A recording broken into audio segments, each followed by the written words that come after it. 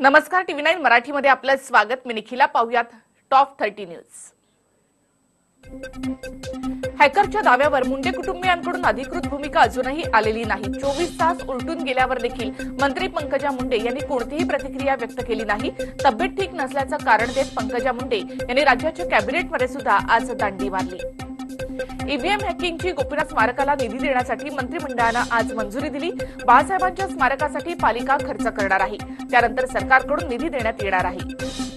बाळासाहेब ठाकरे स्मारकाची निविदा एका आठवड्यामध्ये निघणार असून MMRDA ही निविदा काढणार आहे. तर निविदा काढण्याची प्रक्रिया पूर्ण झाल्यावर भूमिपूजन करण्यात येणार असल्याची माहिती उद्योगमंत्री सुभाष देसाई यांनी दिली आहे. सिंहगड इन्स्टिट्यूटचे अध्यक्ष डॉक्टर M.N. नवले यांना संस्थेच्या विश्वस्त पदावरून हटवण्यात आलेलं आहे. नवले यांनी 7 दिवस तुरुंगवास भोगल्यामुळे त्यांचं विश्वस्त पद रद्द करण्यात आलं.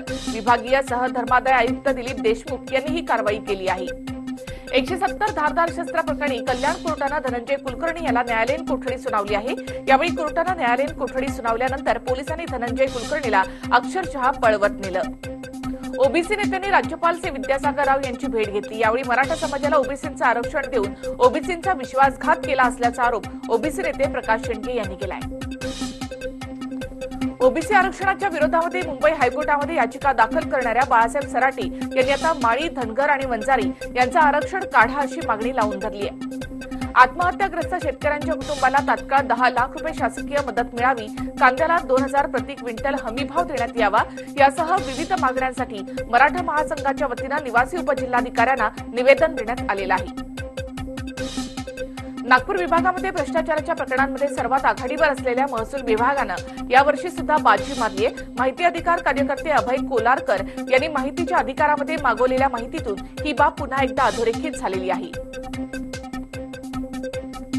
2018 मध्ये नागपूर विभागामध्ये लाचलुचपत प्रतिबंधक विभागानं 121 प्रकरणांची नोंद केली होती. त्यामध्ये 150 लाचखोर एसीबीच्या जाळ्यामध्ये अडकले असून त्यामध्ये एकट्या महसूल विभागातील 24 कर्मचाऱ्यांचा आणि अधिकाऱ्यांचा समावेश आहे. शासकीय आणि निमशासकीय विभागामध्ये कार्यरत असणाऱ्या गट क संवर्गातील लिपिक संवर्गाला वेतन आणि इतर सुविधा देण्यास सरकार चालढकल करत असल्यामुळे लिपिक वर्गानं गोल्फ क्लब ते शालिमार असा मोर्चा काढला. यावेळी 7व्या वेतन आयोगामध्ये सहभागी करून घ्यावं, लिपिकांची रिक्त पदं लवकर भरावी अशी मागणी करण्यात आली आहे. खासदार सुप्रिया सुळे यांनी पुण्यातील सणस मैदानावर पोलीस भरतीचा सराव करणाऱ्या तरुणांची भेट घेतली. यावेळी तरुणांच्या समस्यांबाबत सुप्रिया सुळे यांनी चर्चाही केली. शारीरिक चाचणीचं गुणांकन 100 वरून 50 वर घटवल्यामुळे तरुणांनी नाराजी व्यक्त केली आहे. तसंच पोलीस भरतीला लेखी परीक्षेऐवजी शारीरिक चाचणीला सुरुवात करावी अशी मागणी तरुणांनी केलेली आहे. पुण्यामध्ये ऐतिहासिक शनिवार वाड्याचा वर्धापन दिनाच्या निमित्तानं प्रसिद्ध दिल्ली दरवाजा उघडण्यात आला होता. दरवाजाला पुष्पहार घालून रांगोळी देखील काढण्यात आली. शनिवार वाड्याला एकूण 5 दरवाजे असून दिल्ली दरवाजा हा मुख्य दरवाजा आहे. विशेष सोहळ्यालाच हा दरवाजा उघडला जातो. यावेळी पुणेकरांनी एकच गर्दी केली होती. एकीकडे देश विदेशी पर्यटकांचं आकर्षण बनलेल्या मुंबईतील फ्लोरा फाउंटनच्या दुरुस्ती आणि नूतनीकरणाचं काम अंतिम टप्प्यामध्ये आलेलं आहे. फ्लोरा फाउंटनवर अखेरचा हात फिरवण्यात येत आहे. पालिकेनं या वास्तूच्या नूतनीकरणासाठी 3 कोटी रुपये खर्च केले. आंबेगाव माझ्या नावानं पैसे उकळले जात असल्याचं स्वतः सुबोध भावेनं सांगितलेलं आहे. तसंच त्यांनी चाहत्यांना सतर्क राहण्याचं सांगितलेलं आहे. सुबोध यांची भेट घालून देतो असं सांगून चाहत्यांकडून पैसे उकळले जात आहेत असा प्रकार समोर आल्याचं त्यांनी म्हटलंय. सिद्धिविनायक गणपती मंदिर ट्रस्टचा दादरमध्ये मल्टी स्पेशालिटी रुग्णालय सुरू करण्याचा विचार आहे. सिद्धिविनायक गणपती मंदिर ट्रस्ट पालिकेसोबत हे रुग्णालय उभारणार आहे.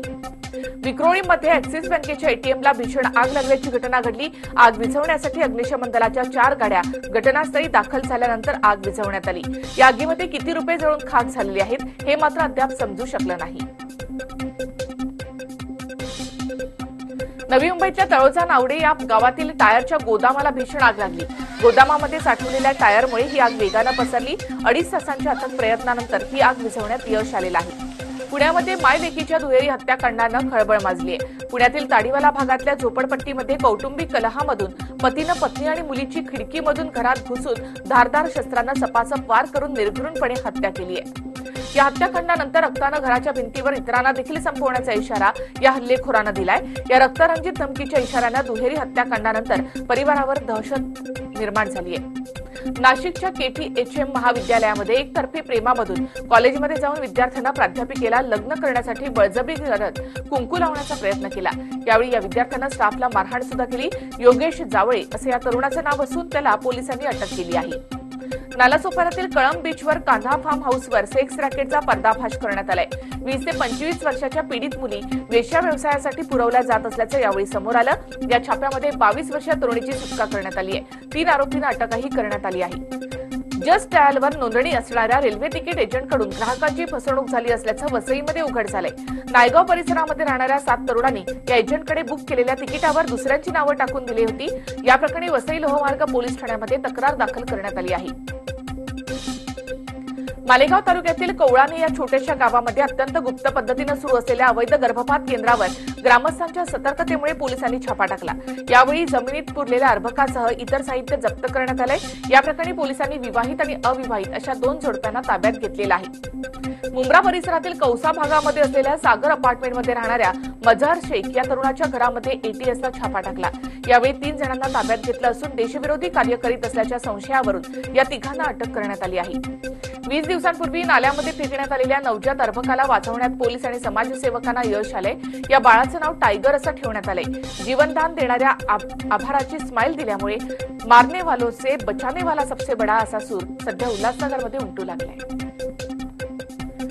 नाशिकमध्ये गाडीच्या धडकेमध्ये बिबट्याचा मृत्यू झालाय। नाशिक मुंबई महामार्गावरील आडगाव जवळ हा सगळा प्रकार घडलाय।